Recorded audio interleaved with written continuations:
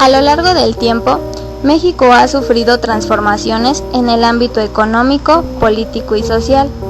Esto mediante la instauración de un proyecto de nación encaminado a la modernidad y al abastecimiento de las necesidades básicas del ser humano.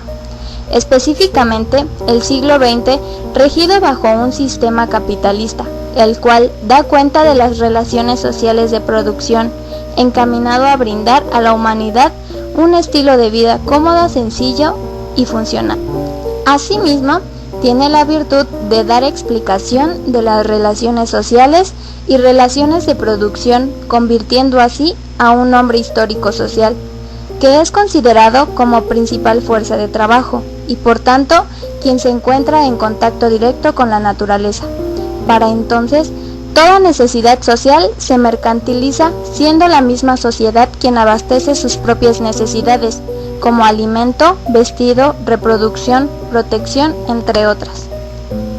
Para entonces, después del año 1940, cuando México inició una etapa llamada el Milagro Mexicano, etapa que se caracterizó por tener un crecimiento sostenido y cuyo cambio llevó hacia la formación de una nación moderna e industrializada, dicha vida llena de sueños y esperanzas para los mexicanos se fue desvaneciendo, rumbo a los años 60, culminando en los 70 con una grave crisis económica, con movimientos sociales en donde el gobierno echaba mano de la represión para controlar a las voces que luchaban por sus derechos y su libertad. Por si fuera poco, con una explosión demográfica como consecuencia del incremento de familias disfuncionales y el aumento de madres solteras a raíz de tener relaciones sexuales sin uso de anticonceptivos, lo cual a su vez generó una gran diversidad de padecimientos crónico-degenerativos, que si bien en esta época solían padecerlos personas de mayor edad, con el paso de los años ha ido disminuyendo la edad en que se presentan enfermedades infecciocontagiosas, como el VIH. Enfocados en el periodo de 1970, como se ha mencionado, México atravesó por una etapa de crisis en el aspecto económico.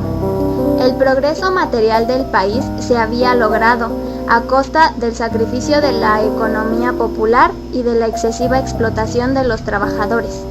La disminución de la inversión privada y la reducción del ritmo de crecimiento de las ventas al exterior, en contraste con la demanda de maquinaria y equipos importados, produjeron un creciente déficit en el presupuesto del gobierno federal.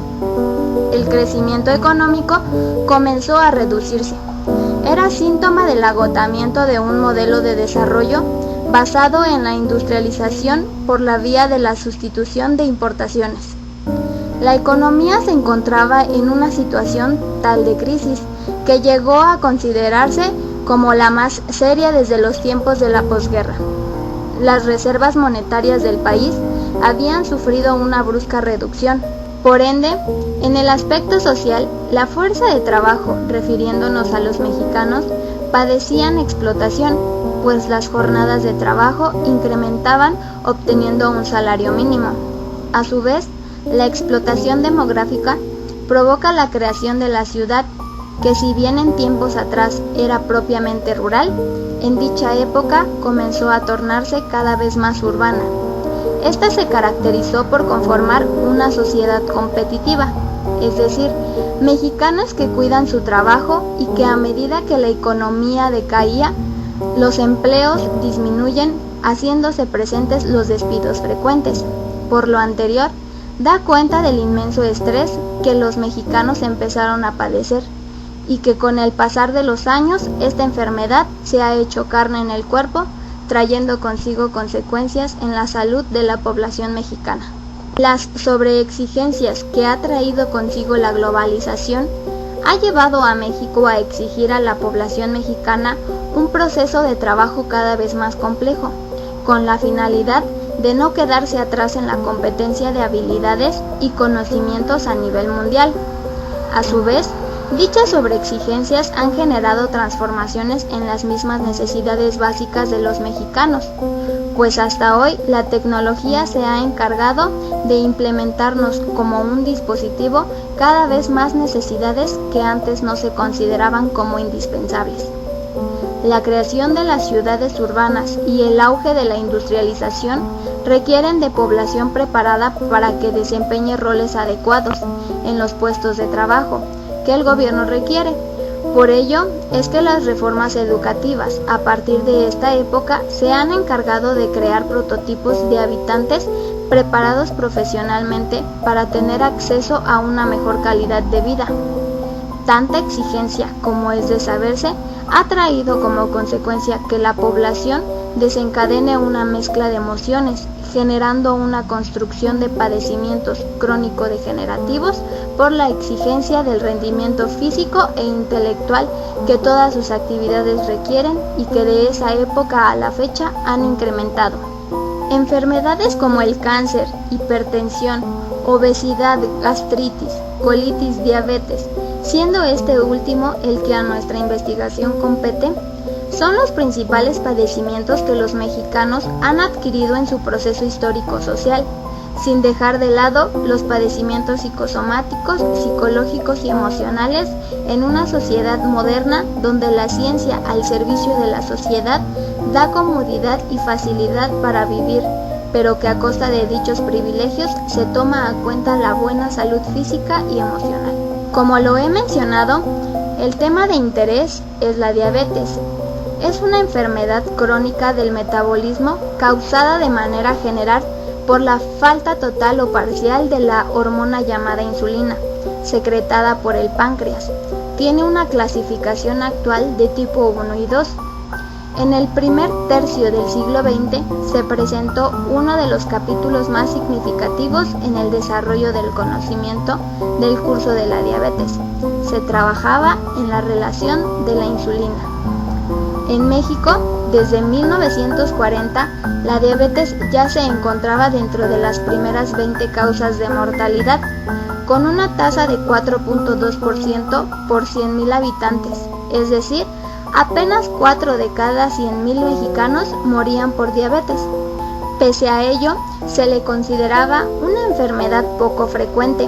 Se estima que 1% de la población adulta la padecía.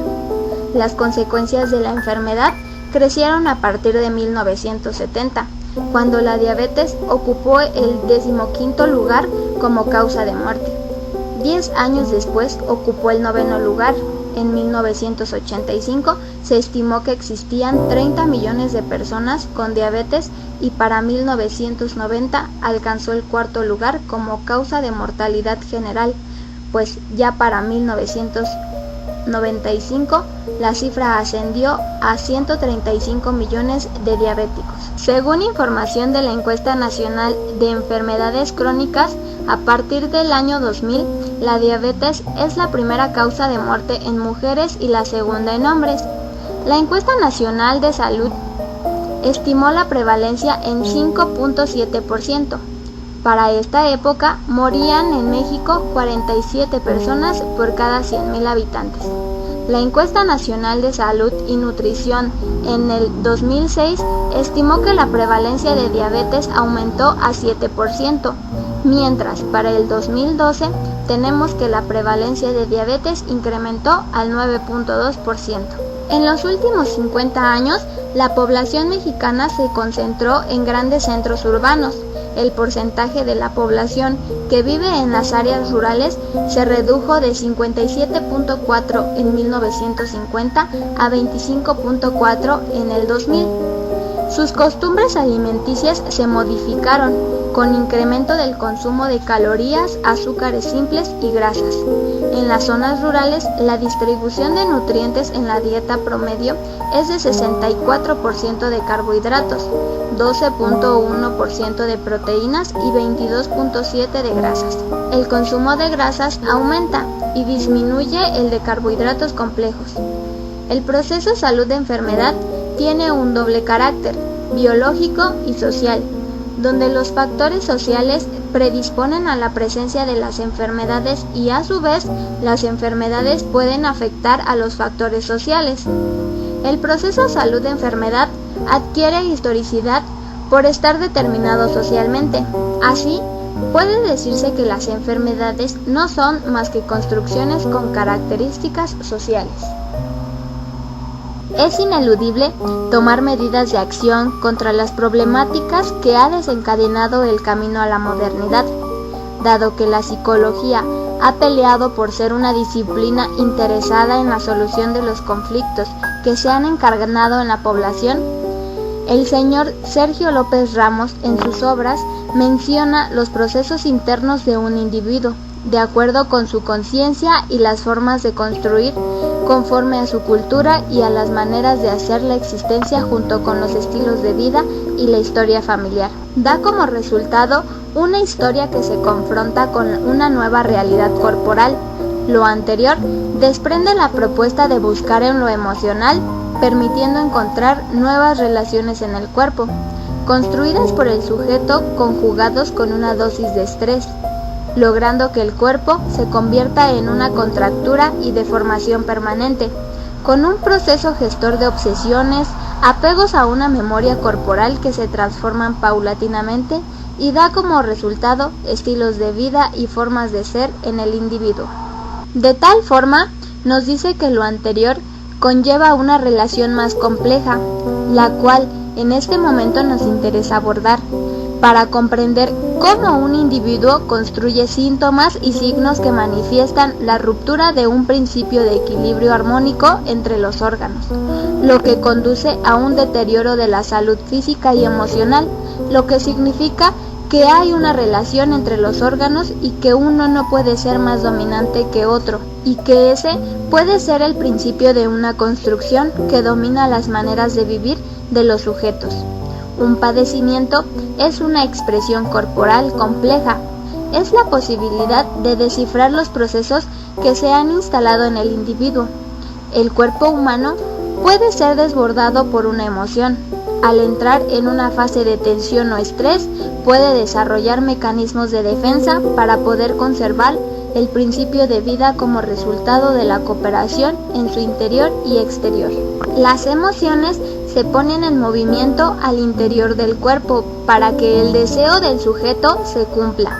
Si se cumple su deseo, se vuelve feliz y parecerá que no tendrá alteraciones, pero también puede enfermarse si no lo cumple.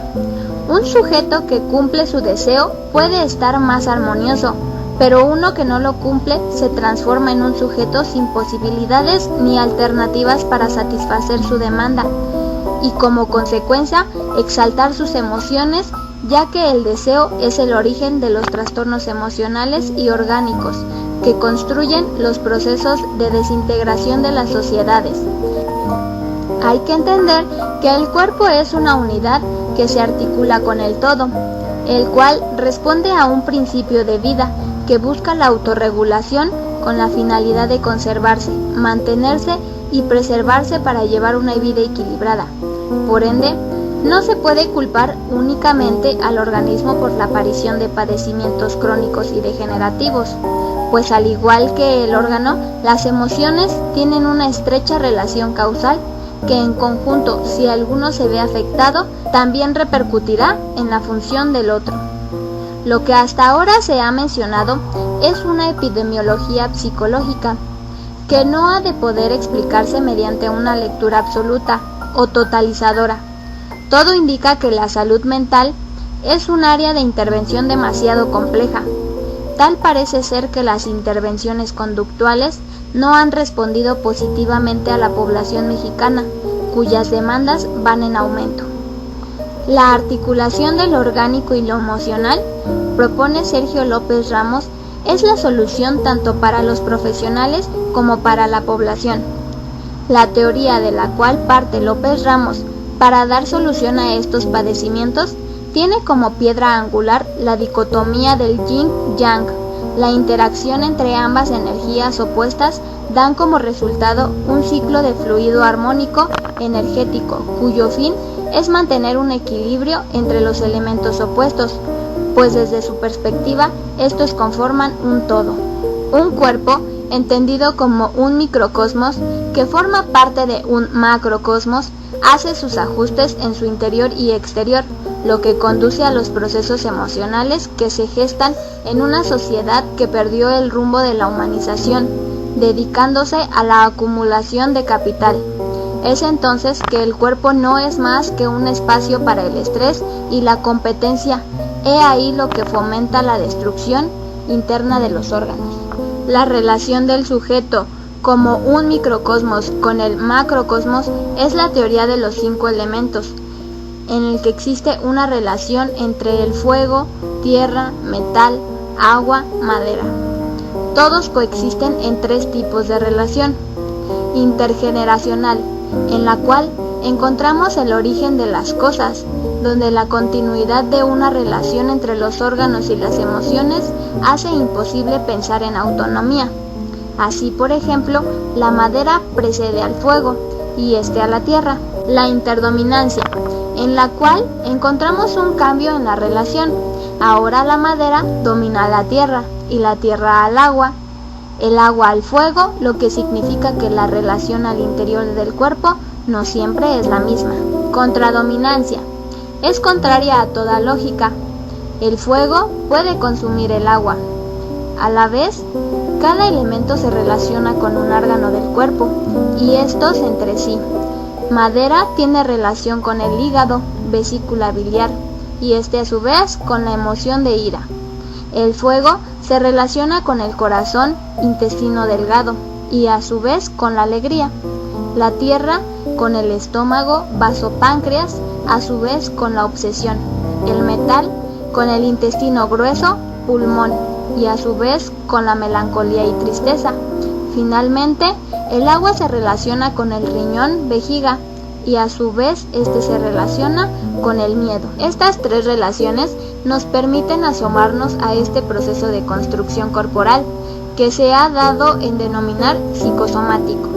Si consideramos el esquema de los 5 elementos, solo con las emociones podemos comprender la ruta que lleva una emoción en el cuerpo y su proceso de construcción.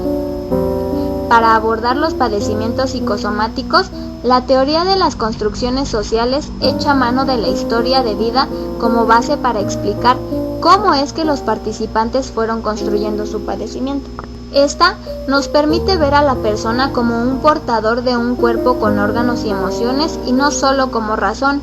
La historia de vida nos muestra el espacio y el tiempo que nos tocó vivir, dándole sentido al accionar cotidiano, lo que a su vez lleva al individuo a una profunda reflexión sobre su persona. A través de la historia de vida, identificamos acciones repetidas inconscientemente y que el individuo no ve.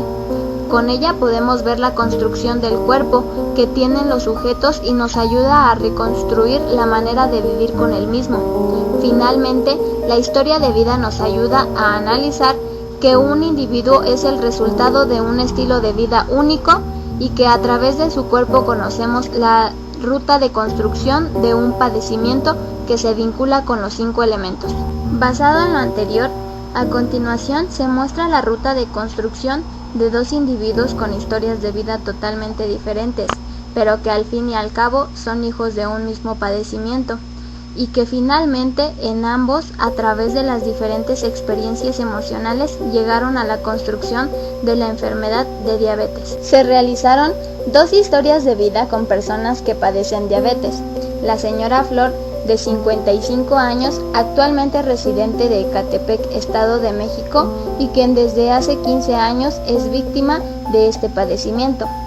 El segundo participante, el señor Zeus, de 41 años, residente de Acolman, Estado de México, quien lleva 8 años con dicho padecimiento. En la vida de Flor residen vastos hechos significativos.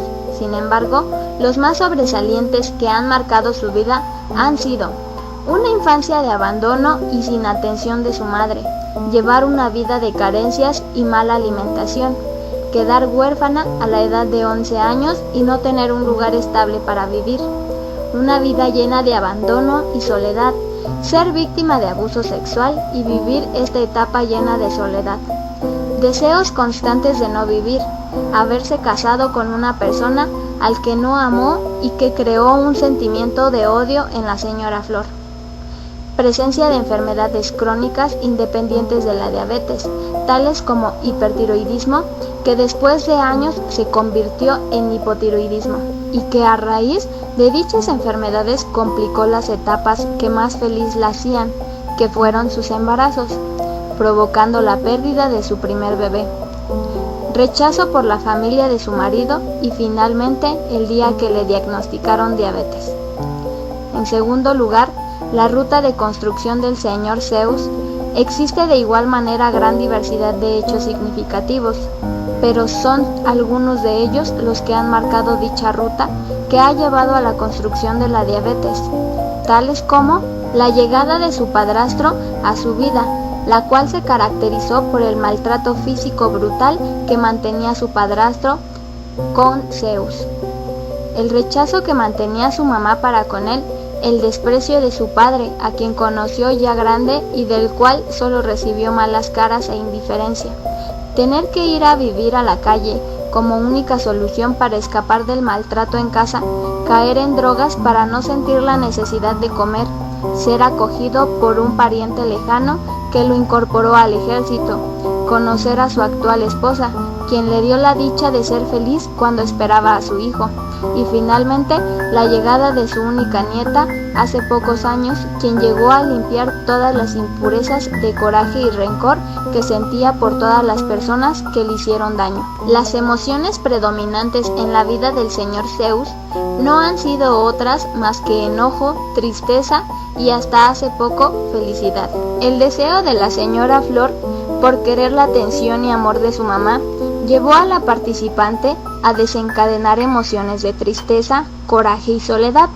Cuando de pequeña presentaba constantes desmayos, menciona que la emoción dominante fue temor, ya que no sabía lo que sucedía. Al enfrentarse a la vida de manera independiente, cuando fallece su mamá, menciona que predomina en ella el coraje contra su madre, pues debido a su ausencia tuvo que llevar siempre una vida inestable, siempre sola y con deseos de morir. Al presentarse estas emociones, surge un desequilibrio en el organismo, provocando una alteración en el ciclo de cooperación del cuerpo, ya que la tristeza exaltó el intestino grueso pulmón, afectando al riñón, que a su vez provoca la exaltación de miedo y que finalmente termina apagando la alegría de vivir. Al casarse, la vida de Flor se sigue manteniendo con el abandono, pues su pareja no pasaba tiempo con ella, siempre estando sola y aguantando las críticas de los familiares de su esposo. Todo esto culminó exaltando al órgano hígado vesícula biliar, que se relaciona con el gran coraje que desataba tener que soportar a los que le rodeaban y por ende afectando al corazón. En la segunda relación, hígado vaso páncreas, se ve afectado en la vinculación con riñón, que ya afectado desatará una respuesta en el corazón. Dicha respuesta del corazón generó un segundo padecimiento, llamado hipertensión.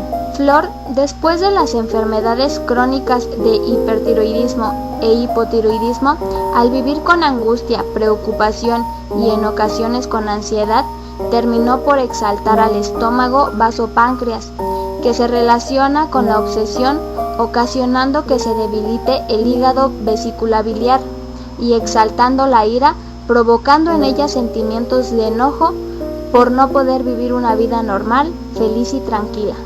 Basta la redacción del análisis de un solo caso, pues podemos analizar que a pesar de la diferencia en la historia de estas dos personas, llegaron a predominar las mismas emociones en ambos, lo que conllevó al desequilibrio entre órgano-emoción, generando la construcción del padecimiento diabetes. No quisiera terminar sin antes invitar a todos los colegas psicólogos a dar una mirada por nuevos o diferentes horizontes, que quizá podrían ser la solución a los estilos de vida de una sociedad inmersa en un sistema que es principal generador de problemáticas y padecimientos, que si bien tienen un origen externo, terminan por hacerse carne en el cuerpo. Es momento de realizar un cambio, de avanzar para llevar a la población a una humanización con equilibrio armónico que fomente una vida de calidad.